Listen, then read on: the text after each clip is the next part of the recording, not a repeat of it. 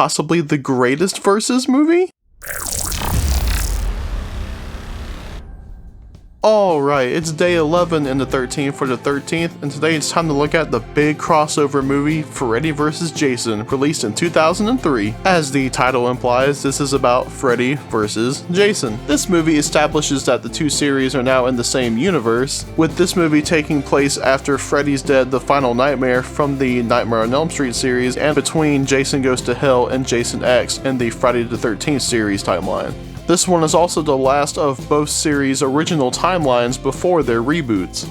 As noted in my review for Friday the 13th Part 7 The New Blood, this film was in the works for a while. It only took them, like 15 years for this to actually get made, and a full decade after the ending scene in Jason Goes to Hell.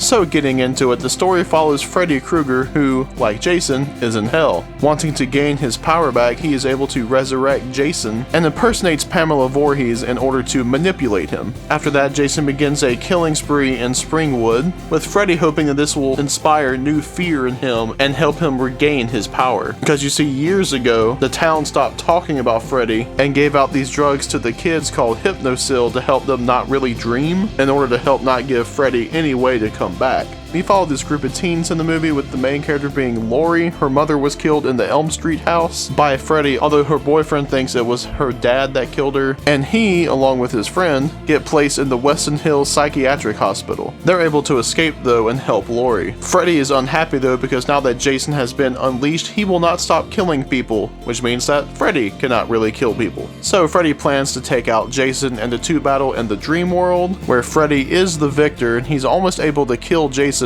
but Freddy is brought into the real world by Lori, where the final battle between the two characters takes place at Crystal Lake. And a pretty spectacular battle it is. Both of them have their moments, and eventually Freddy is killed, decapitated by Lori. Jason sinks into Crystal Lake, and Lori and Will leave, although the last scene shows Jason walking out of Crystal Lake holding Freddy's head, which winks at the camera. So yeah, the story, I think it works for the most part. It's definitely basic, simple. I mean, I'm not even sure I can call it great, but like, just for having a meeting between these two big horror characters, I think it actually works pretty well. So characters in the movie, getting into, as always, Jason first. To be completely honest, I'm not really a fan of this Jason. I used to like this one a good bit, because this was a movie that I used to watch a lot as a kid. It's weird, like, I don't necessarily like the look, but I also don't really mind it. The mask to me has always looked really weird. I'm not really sure what it is about it, just like the shape of it's off, and I don't know, it just looks odd. I feel like he's a little too tall and a bit too just lumbering. I know sort of the inspiration for this Jason in particular is supposed to be kind of like Frankenstein's monster, but I don't know, he's just a bit too big and lumbering, and I'm not really a fan of Jason in this. He's not bad, but just not the biggest fan. I think that Ken Kersinger does an okay job, although all the behind the scenes stuff with Kane Hodder does suck, just because I really do think that he should have been in it, because they obviously got Robert Englund to be Freddy again, but yet they switched up Jason even though they had the fan favorite actor playing him right there. This will be interesting, my first time talking about Freddy Krueger. He's pretty good in this movie. I'm not usually a fan of Freddy, if I'm being completely honest. Like, he's fine. I totally get why people like him. I'm just not really a big fan of sort of the comedic side of the character, even though I know that's what a lot of people love about him. I prefer Freddy more like the original Nightmare on Elm Street, where he is taken pretty seriously and stuff like that. I think this movie does a good job of balancing it. He's still pretty silly at parts, but I feel like he's a bit more serious than he is later on in the Nightmare on Elm Street series. And as always, Robert Englund's great. It kind of sucks that this is his last go round as Freddy, but hey, he's great in this movie, and I think Freddy is great in this movie as well, so it's a pretty good note to go out on. Otherwise, the casting characters, like,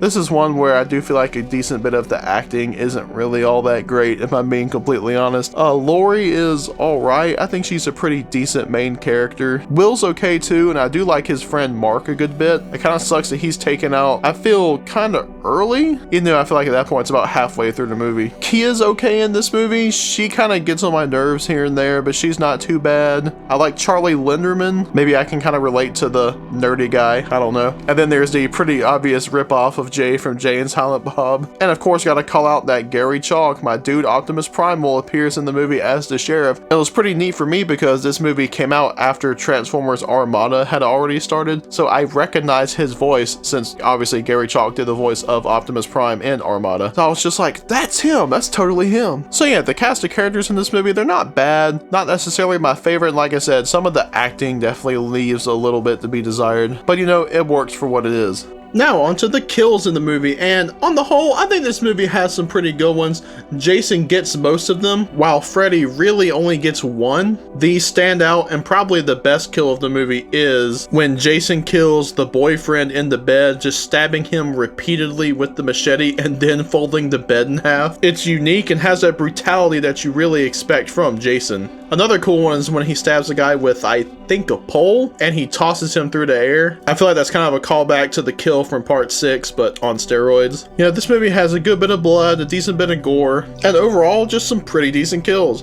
Now getting into the sort of legacy of the movie. I feel like this is one of the biggest crossovers from two separate franchises. At least for me personally, it's one of the first big ones. I do think the movie does a pretty good job of mixing the two franchises together, even though this is definitely more of a Nightmare on Elm Street movie than it is a Friday the 13th movie. I think Jason's used pretty well, despite me not being the biggest fan of this particular portrayal of the character. Although I gotta say, one thing that really bugs me about this movie and its portrayal of Jason is how all of a sudden he's afraid of water, even though that has never been the case in any of these movies, since at the very least in part 4 and part 6 he is shown going into the water willingly. Now I know this is more of like a mental thing and probably just exploiting the fear he felt when drowning in the lake as a child. But I don't know, it's still kind of dumb, and to me comes off as trying to sort of depower Jason a little bit to make the fight more even, which is kind of crazy when you think about the fact that Freddy can literally control your dreams and kill you in them, but yet he's the weak one in this fight. As mentioned earlier, this did cause a bit of a controversy with not casting Kane Hodder in the role, and again, it really should have been him, and it sucks that it wasn't. And when you get down to the end of this, who wins, you know, Freddy or Jason? And it's pretty obviously Jason. I feel like he gets a lot of the bigger hits in the movie. Like I'm telling you, as a kid, the first part of the end fight when they're in the flaming cabin and like he just takes Freddy and runs him through all the windows and then tosses him through the air. So cool. I was so hype as a kid. I love it. Still love it to this day. And, you know, this is definitely one of those movies where it's worth it for the action scenes between the characters, but a lot of the teen drama I feel like just isn't really there. I don't think it's bad per se, but it's definitely weak and could have been better, since there are points where there are decent amounts of time in the movie where Freddy and Jason just aren't there. So overall, I have a bit of a nostalgic love for this movie. It's not the best in either series, but I do think it has a lot going for it, but there are some weak spots. But I do think, especially the action scenes between the two characters, I do think it's pretty worth it to at least check it out. So that has been my review for Freddy vs. Jason. Stay tuned tomorrow for the last movie in the Friday the 13th series, Friday the 13th from 2009. Pretty excited to talk about that one. One more, everyone, and we'll be done with the movies and then on to the ranking on Friday the 13th. As always, a big thanks to everyone for watching, and have a good one.